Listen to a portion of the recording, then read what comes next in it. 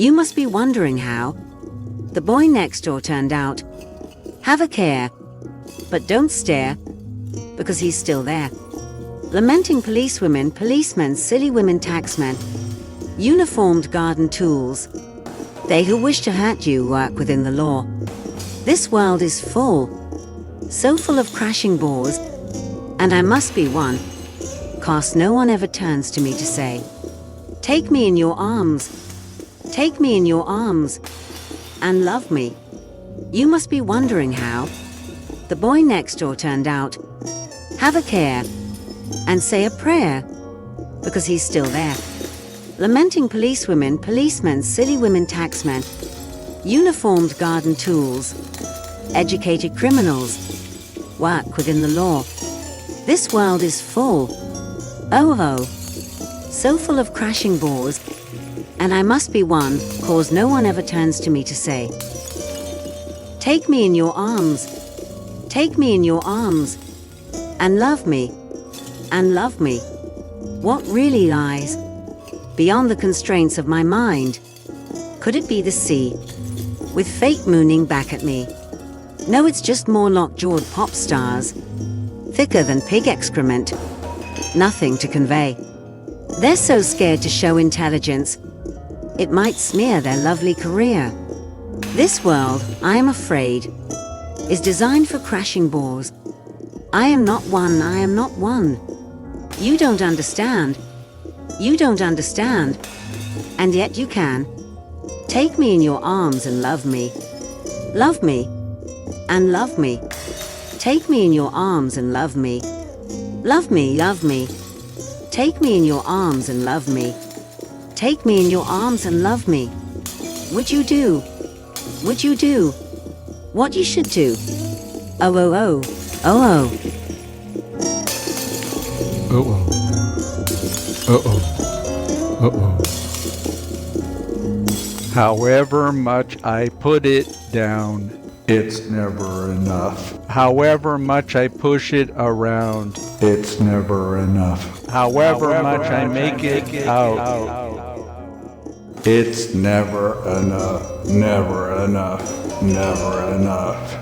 However much I do, however big I ever feel, It's never enough. whatever I do to make it real. It's never enough. In any way I try to speak, Never enough. Never enough. It's never enough. Never enough. Never enough.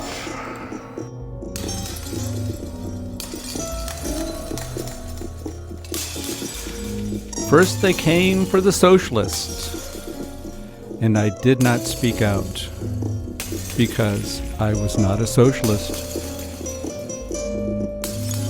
Then they came for the trade unionist, and I did not speak out, because I was not a trade unionist. Then they came for the Jews, and I did not speak out, because I was not a Jew. Then they came for me, and there was no one left to speak for me. Protestant theologian Martin Niemöller. Enough is enough is the title of this rendition of Radio Tipping Point. Mike Boyle steering the ship.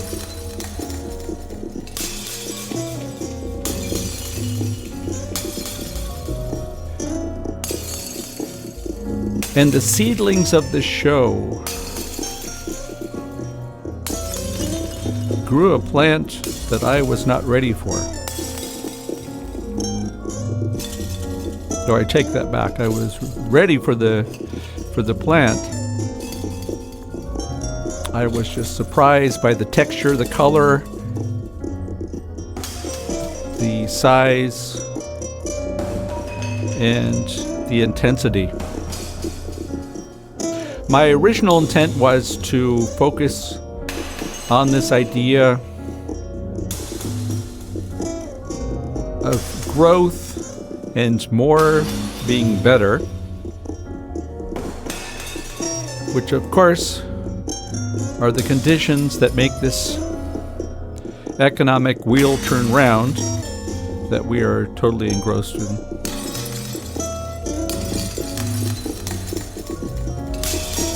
But something happened on the way to the metaverse.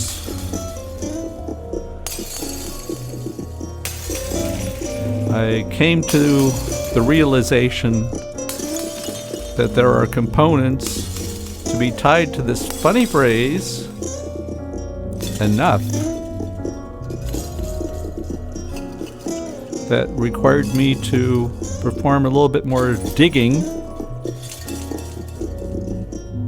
And in fact, the content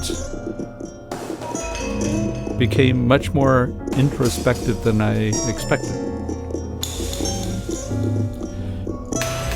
And of course, the conditions that lead us to these paths, the paths that we take, cannot be predicted. When you are looking forward, you think that this path is completely incongruous, that it doesn't make sense. It's not really taking me anywhere. But then when we take a peek into the rear view mirror and looking at what we've covered so far, it makes a lot more sense than we realize.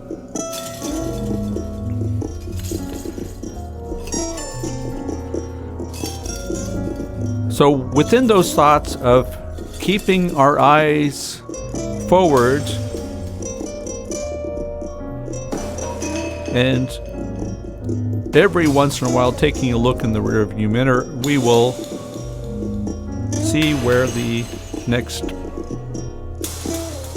50 minutes will take us. And so in an interview that took place last week on the show, Peter Lafort mentioned something that I had never thought of before, and he was completely right. And it shows the beauty that each one of us can bring to each other, the gift that we bring to each other, and that we look at things from different perspectives. And so what Peter was talking about, the subject last week, for those of you who did not catch the show, was complexity and ambiguity. And of course there are some corollary components that fall in line with those two words, one being volatility and the other one being uncertainty. And I felt that we kept going back to at least the uncertainty part quite a bit. But pretty much at the end of our discussion, Peter made a comment that, as I said, that has been floating through my head since last Tuesday. And he said that we as human beings actually do a very good job of living within ambiguity. Let's be honest, we don't know what the weather's going to be tomorrow. We accept that. We try to make provisions. And it might not always be comfortable. We know that quite well here in Austria over the last week. But we figure out some way to continue that path. The ambiguity becomes more difficult once we enlarge in the scope, once we take it past our own dealings and perhaps those of those people that are within our close proximity in those conversations that we hold.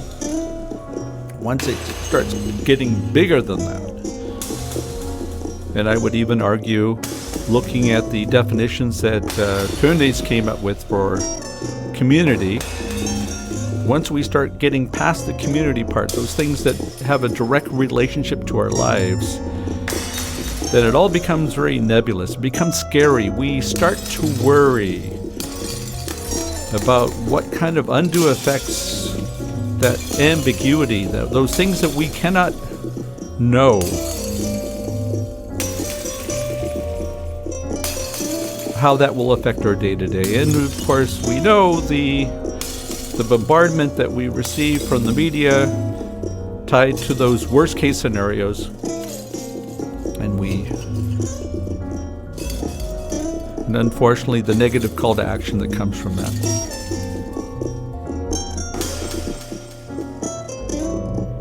So let me continue on this path, looking at it from a micro level,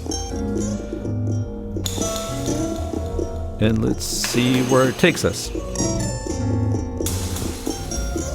So the first thought that comes to mind, very much tied to events that have taken place for me within the realm of tipping point,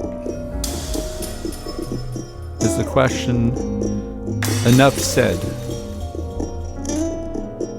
Can we say too much? Can we be penalized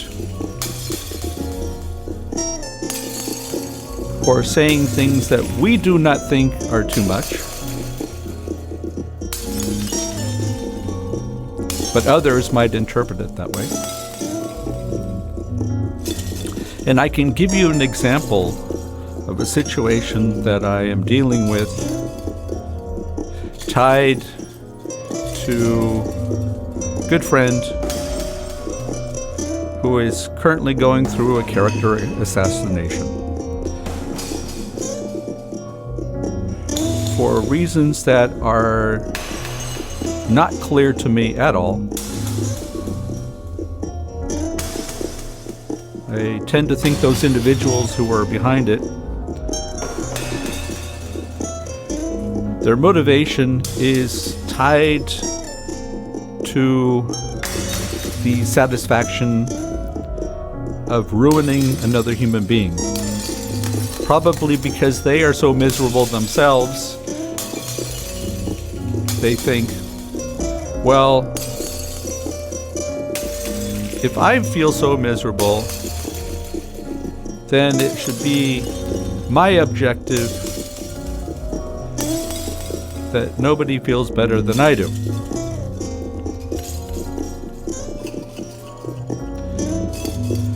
And I think that I've come to the conclusion that is the motivation. So apart from the signs of solidarity that I can show, the words of encouragement that I can share with this individual,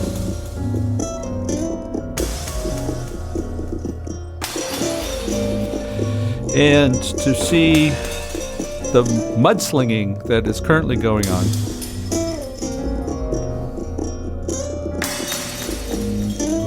what is enough for me to say? Because the last thing I want to do is certainly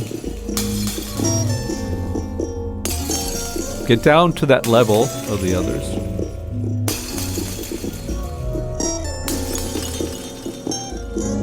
Because then, obviously, I'm no better.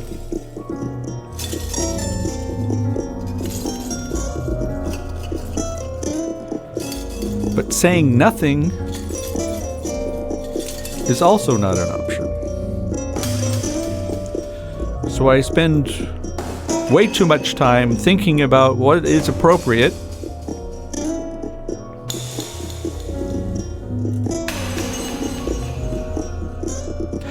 and I think this example is one that we probably all dwell on much more than we realize. We see injustice in our society. Do we feel empowered to say something? Are we afraid of the repercussions that might come through if indeed we were to make these injustices, we make them visible?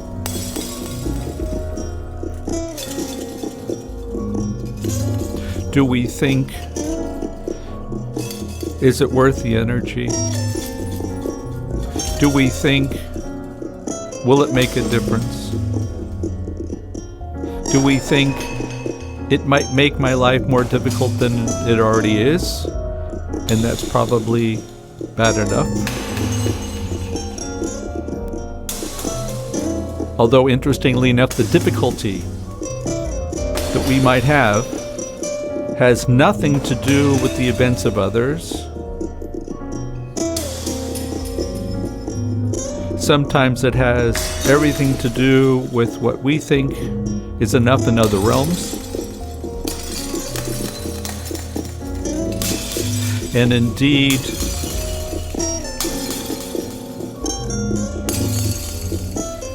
we do a great job of mixing all this up.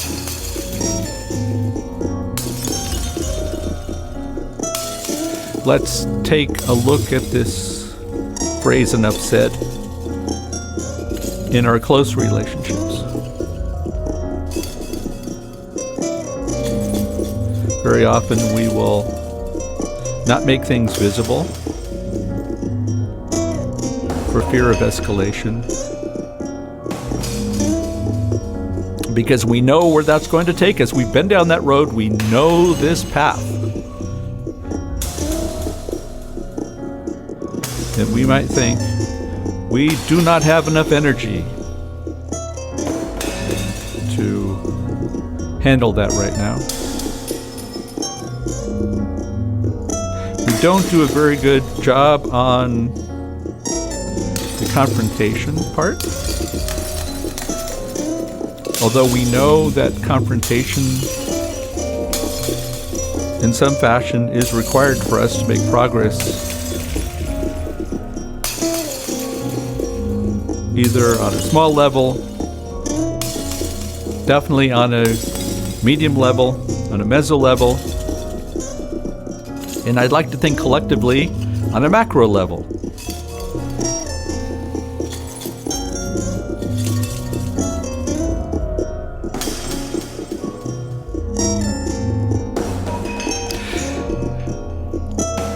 Enough is enough. Is enough. Is enough.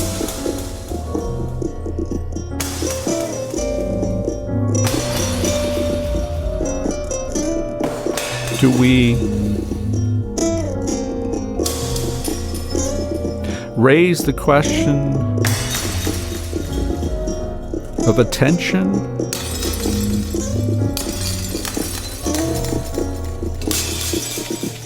Do we overtly raise the question of attention?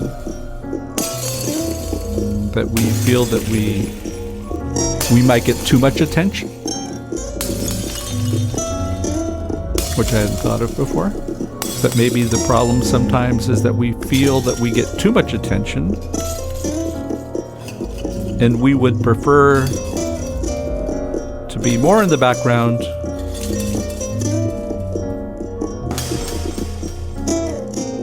either because we don't feel that we're worthy,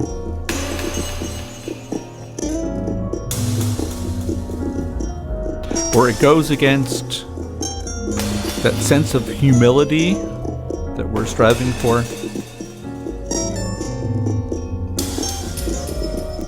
or maybe we do not want to deal with the repercussions that might come through if we are put in the limelight.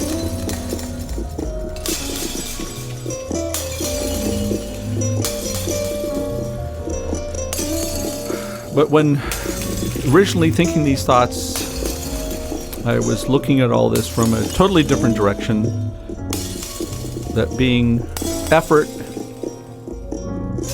and acknowledgement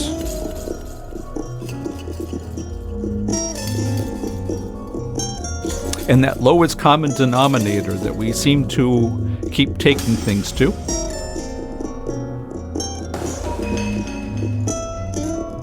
Give you an example from my past.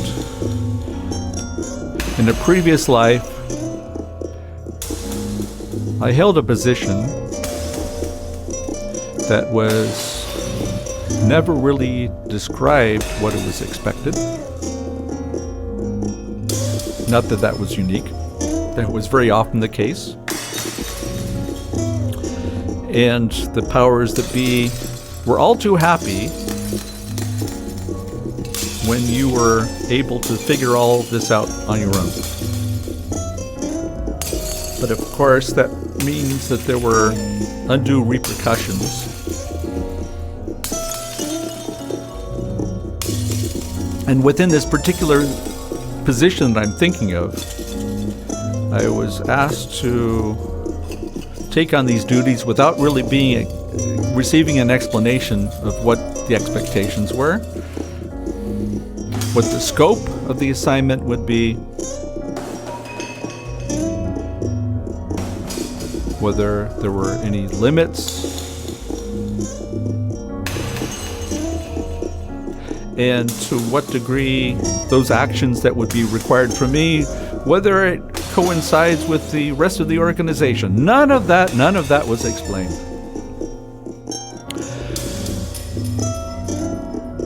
So I did the best I could, knowing full well that when looking at enough effort,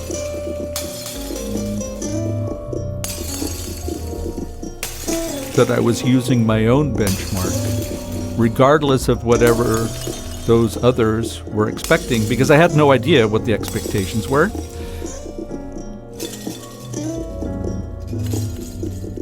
And I just felt it wasn't worth it to pursue a conversation where I would probably become even more frustrated. And in retrospect, that probably wasn't the best, but it actually made no difference one way or the other. So I started putting things together that I was actually quite proud of. I felt that I was constructing different elements that can be used throughout the entire organization.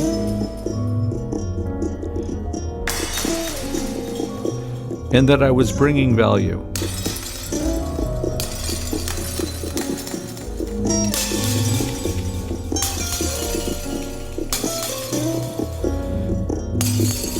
But then I came to the conclusion, and this was not the only time, it was the instance that immediately comes to mind, that it made no difference to these people whatsoever. In essence, I could have spent all my time doing whatever I wanted, and as long as I was able to put on some sort of show to the rest of the organization, which of course we know there are enough people who do that, to show how important they are, whereas they're really not doing anything, certainly nothing constructive.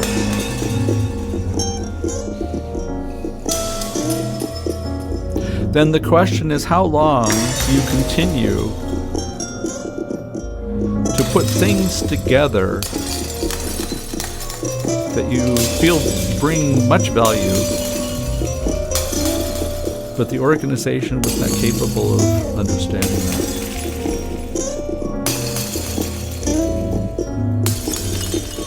And I know why I did it. I did it for me. I really wasn't doing it for anybody else. And I think that that view is not unique. I think our motivation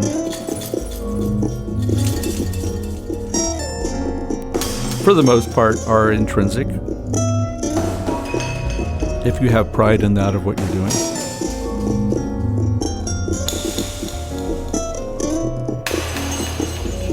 But after that instance, it was a while ago, over 10 years, 11 years ago, or maybe even longer. This concept has been swirling around in my head, and I think quite often about how that's taking place, certainly on a meso level within the community, and perhaps somewhere between meso and maybe macro, and how these interactions that we have, at the end, the effort becomes less and less because we believe that small efforts performed numerous times have some sort of cumulative effect.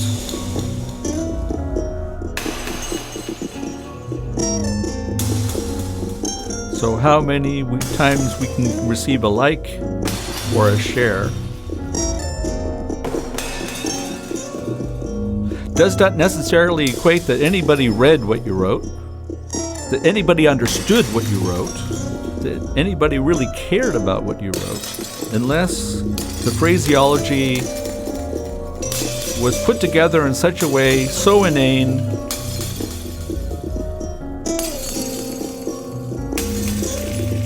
that there is no question and it brought some sort of immediate reaction because it confirmed those things, the comfortable,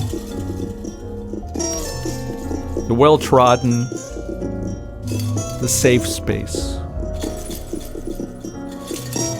So I'll share that. I'll give that one a like, because nobody will ask the question why. And so those actions become enough. They become enough. So let's assume we continue down this path, right? We continue down the path of where we limit our activities to whatever that safe space may be, and we say that's enough. And that safe space will take on different permutations, different forms. The safe space means that I will not receive undue attention based upon whatever the content was, what my beliefs are, how uncomfortable I make people by thinking critically and passing on those views to others.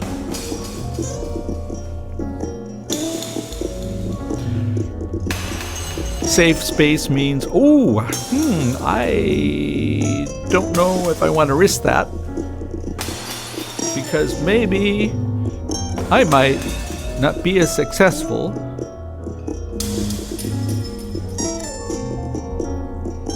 as I would like to be, or perhaps as successful as others expect me to be. So I always pick things that are safe so that everybody's expectations are always matched. I don't try something where people can go back and say, well, but you could have done this better. Not to say that they would even bother to try, right? We can safely assume that one.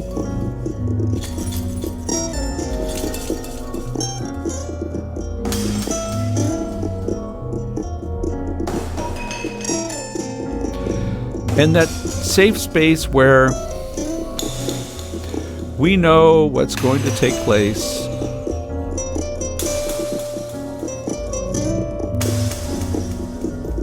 and we all move towards that lowest common denominator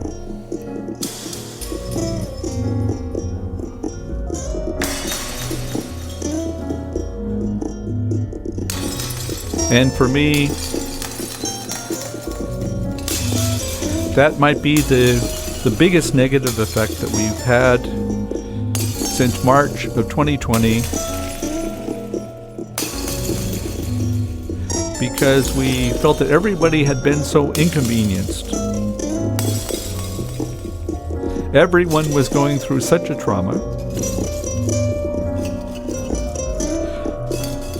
that those things that we would expect from each other became very minuscule. And in fact, we haven't switched out of that lockdown mode. In the way that we talk to each other, those things that we perform,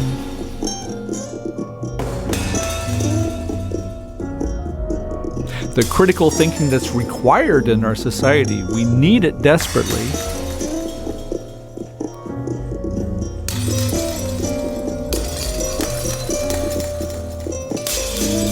So we feel that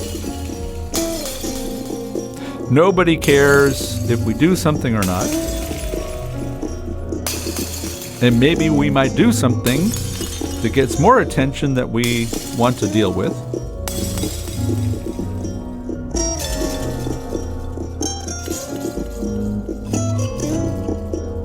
I alluded to this friend of mine who is currently going through a character assassination. And I came to the conclusion that one of the reasons why she was not always very popular is because she would hold up a mirror to others, showing them exactly how they are. And that made people very uncomfortable. Very, very uncomfortable. And she felt that she was entitled to hold up that mirror for a number of reasons.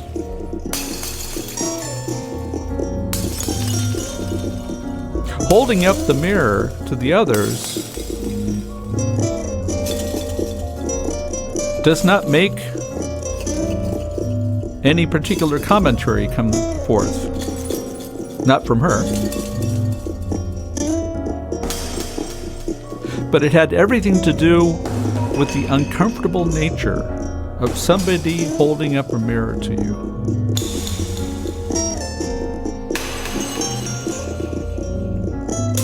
Because after all, the ultimate means of acceptance is the ability to accept ourselves. And that might be perhaps the most sacred and scarce commodity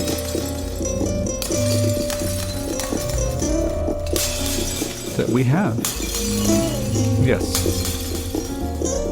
Both sacred and scarce. And she felt that it was her duty, or she still feels that it's her duty in spite of everything, which is actually pretty amazing. In spite of everything, in spite of all the doubt, the self-doubt that she's going through,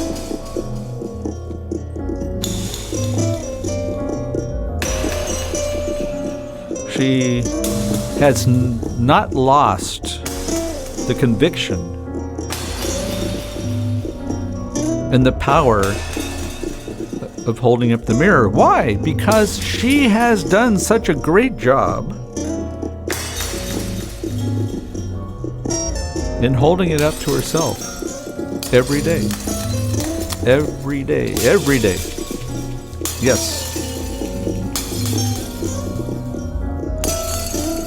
Sometimes in a overtly critical approach.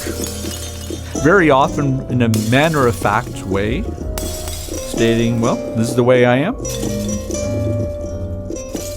If I can accept it, how come you have so many problems with it?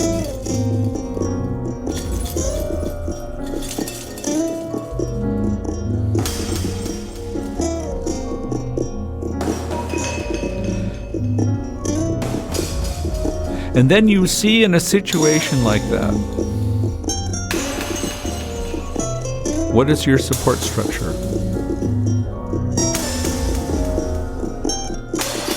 And sometimes, not only are the results revealing, they can be downright surprising.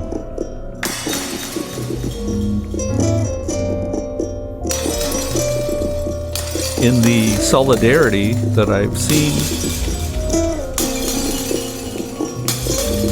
in those individuals that I'm assuming are more loose ties than anything else.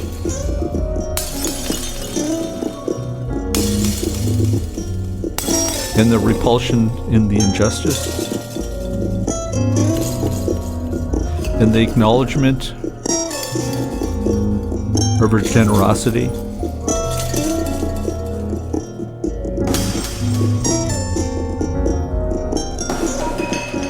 And in that feeling of necessity that they have,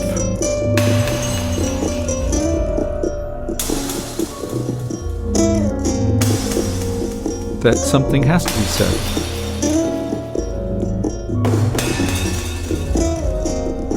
And that silence is never enough.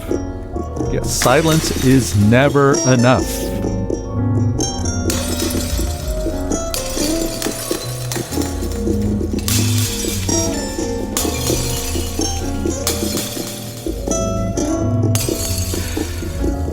And of course, all of this becomes very difficult on a meta level within a society where you feel that whether you do something or not makes no difference.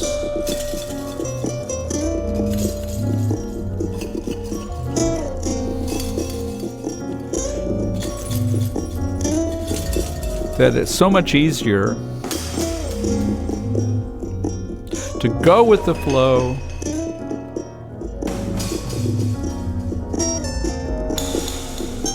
and that because nobody's really expecting anything from you, at the end, you don't expect much from yourself. And I think that's really the issue here. If we were to turn this one on its head, and we were to create an atmosphere where people were being acknowledged for being in the room, that people's opinion were being acknowledged,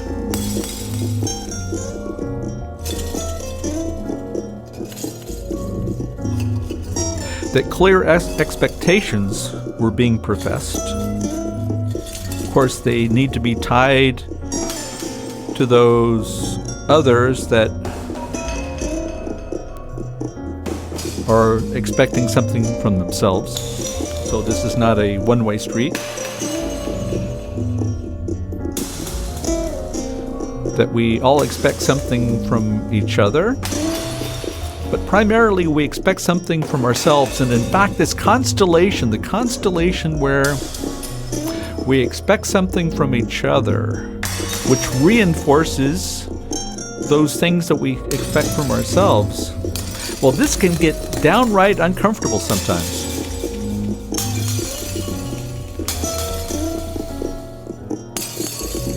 So going back to that realm that I talked about earlier, the realm of the safe space, that very possibly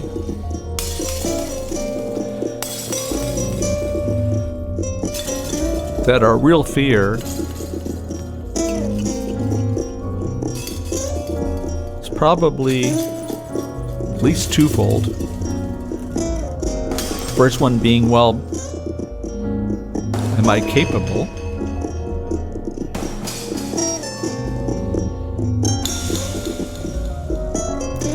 And the other one is, if I go down this route, and I've never been down this route, I don't know where it's going to take me. That means that we're talking about something that is very ambiguous. It's not very clear.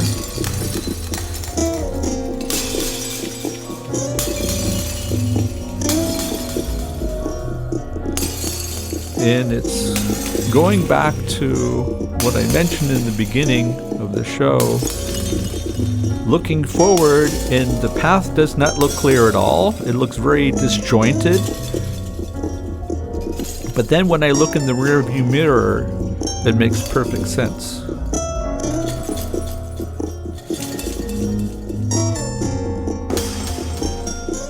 But not only do we not want to follow that path that's disjointed because it's not quite clear where it's going to take us,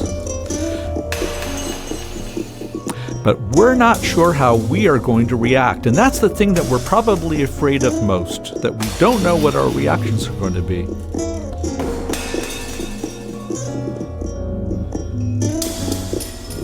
Following the adage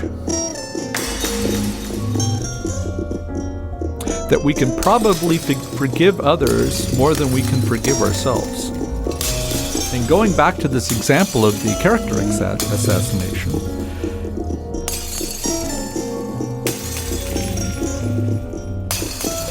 because you cannot forgive yourself for some baggage that you're carrying around that I don't even, well, sometimes I do know. I do know where it's coming from.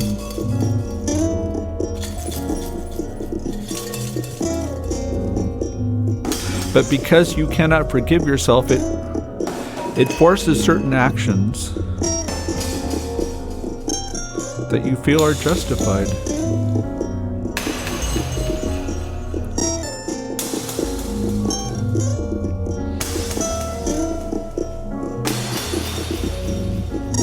So let's take a peek into the meta.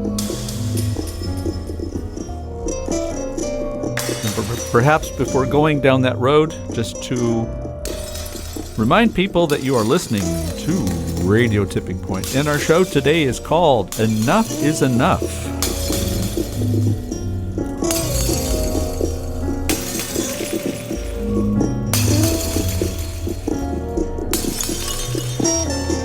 And within this collective, the efforts that we perform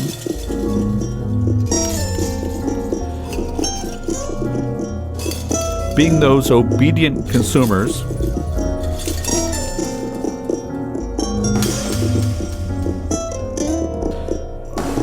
where production is not tied to any autonomy and mastery.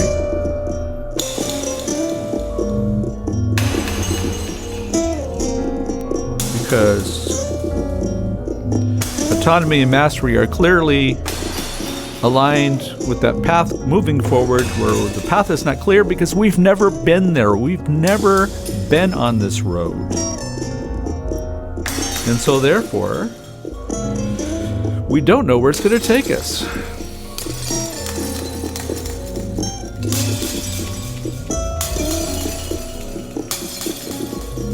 And we don't know about the quality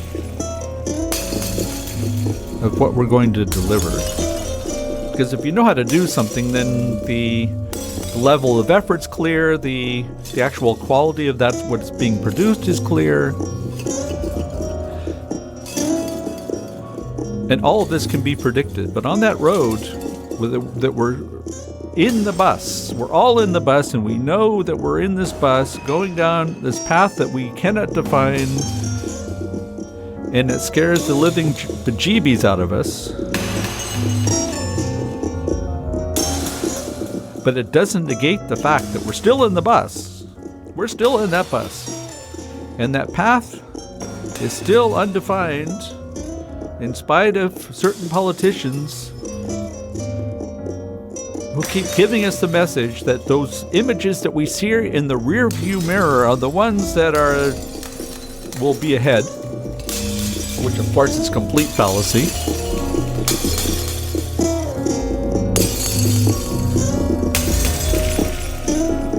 It's an out and out lie, in fact.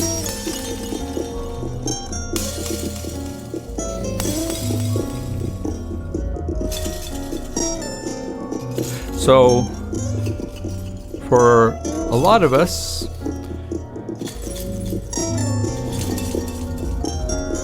it's enough to be told lies, because at least those lies that we can hold on to, but that ride in the bus and moving forward and not quite sure what the path is going to take us. We prefer the lies. Yes, we prefer the lies.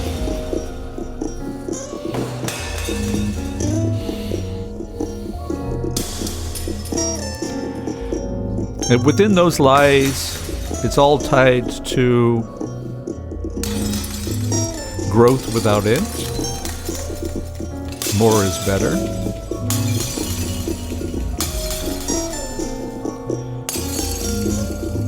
And overt power.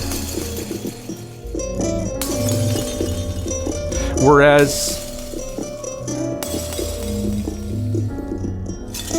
growth without end, there's a word for it. You know what that word is? Growth without end? It's called cancer. And of course, cancer can take on different forms.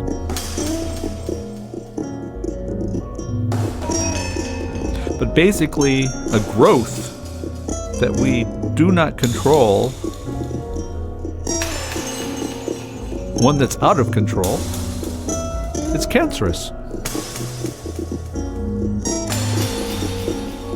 And of course, the corollary is that more is better.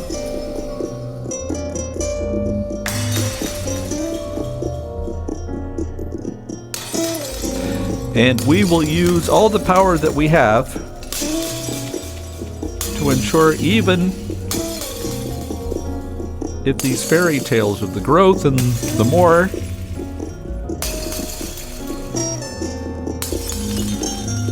if they're proven to be untrue, well, then we'll just pull out the lies. We'll just pull out the lies.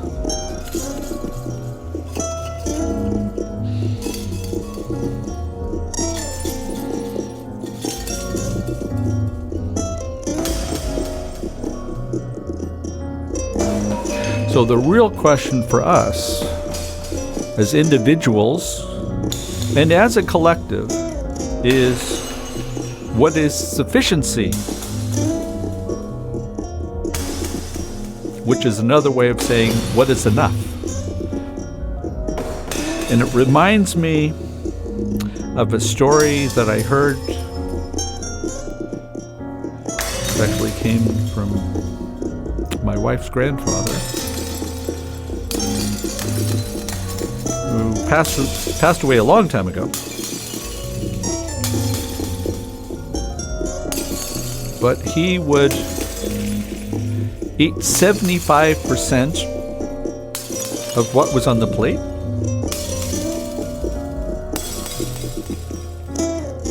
And he would say, that's enough.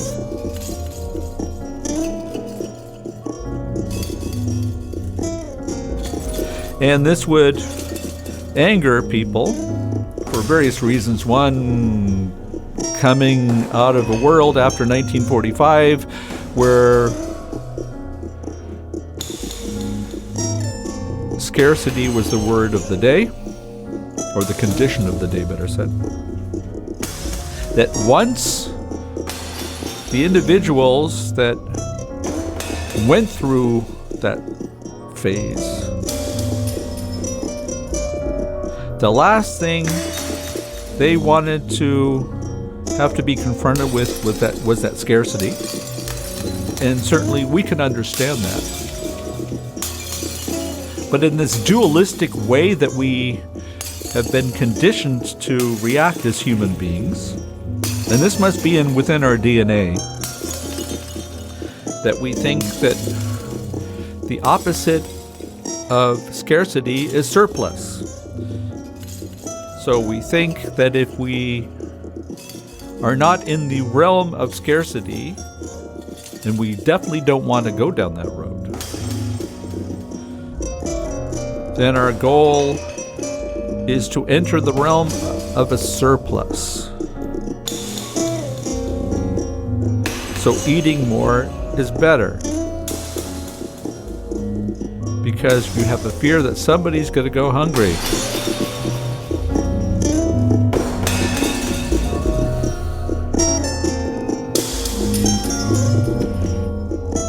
So let's concentrate on this concept of sufficiency and see where it plays out for us on an individual level and certainly on a collective level, because this is societal. These are societal components that we're dealing with, where we are carrying the baggage that trauma of scarcity,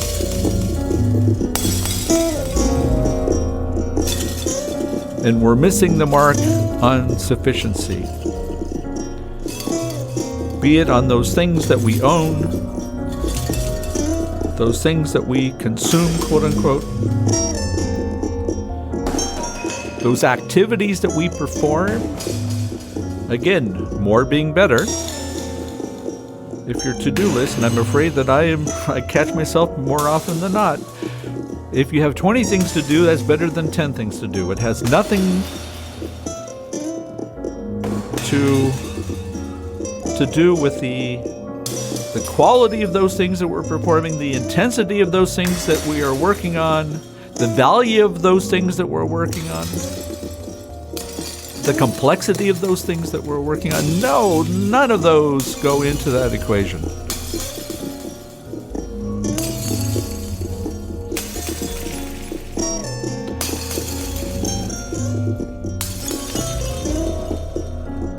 So, more energy, more bandwidth, more food, more land, more friends, more fun.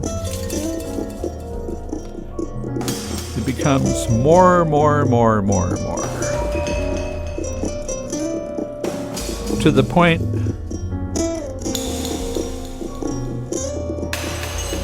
that doing nothing is considered to be a waste of time. And I'd like you to think about that one,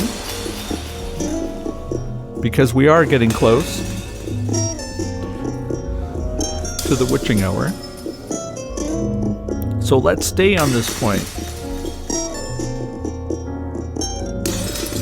Within that world that we have created of more, and more, not only the ability to relish the less from a material perspective, but also from a spirituality perspective. And I'm referring to our own well-being as individuals, and that and the ability to see the value of doing nothing, but observing what we have around us, contemplating what that means for us, the ability to foster some sort of gratitude for those things that we have, to relish in the fact that we have something that nobody can take away from us.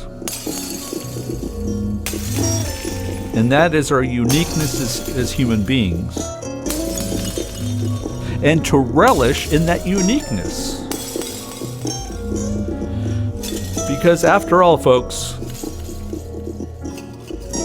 when everything's said and done,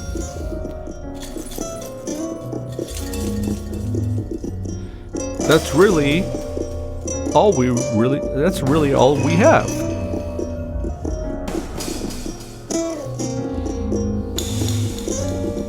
That's all we have. And the real problem,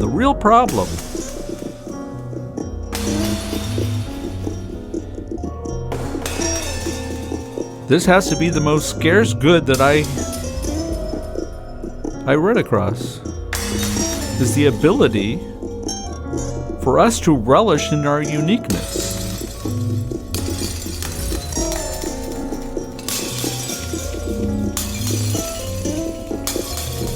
And to close the loop where I started the show,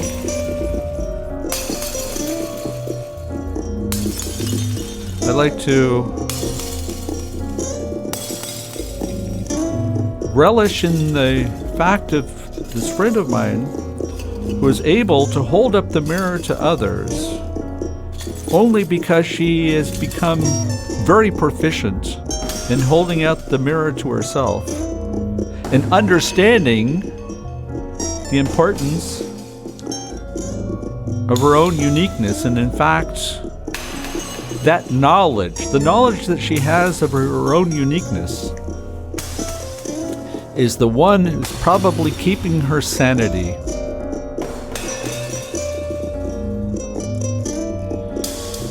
Because she understands that the alternative is far worse. Because once we lose our identity,